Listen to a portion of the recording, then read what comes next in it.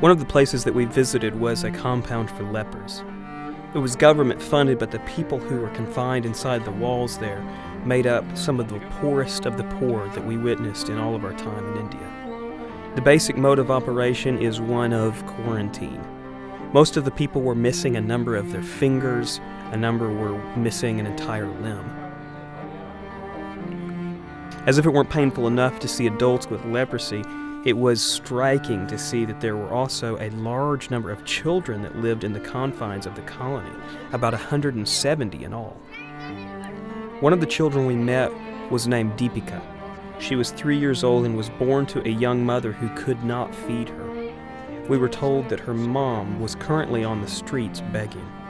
Deepika's grandmother, a resident of the leprous community, had to take Deepika in because there was no one else to care for her. For most of the children who live in the colony, they are there because they have come in contact with a family member or a relative who has leprosy. The doctors dictate that they must stay in the colony and be segregated, at least in part, from the outside world. This is to prevent the risk of spreading the infections to others. If after a number of years, say 10 to 12, children don't show signs of leprosy, they may leave the colony. Some will leave to rejoin their families on the outside. Others will leave to simply live on the streets. Some will inevitably do both. Many of the children are not able to be educated, and the people that live in the colony are not able to work. There are many who would go hungry if someone didn't take care of them from the outside.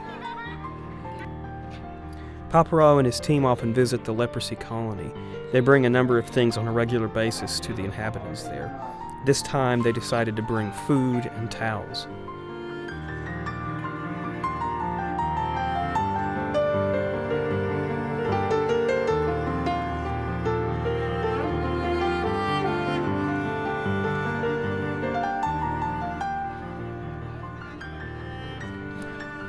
We talked to a longtime resident of the colony named Rajimoni. She has lived there for 20 years and moved in shortly after having her 2 children, who are grown now. Rajimoni's husband lives there with her. His name is Paul Raj, but she prefers to call him King Paul, she says with a laugh. She told us that for a long time she wanted to die because of her hopeless situation. However, through Paparao and his team, she has come to find out about Jesus. Flies swarm around her dirty feet. She's missing most of her fingers. One of her legs is prosthetic. But she said that after she came to know about Jesus, she feels happy and healthy. Her smile seemed to show that she was as content as anyone could be.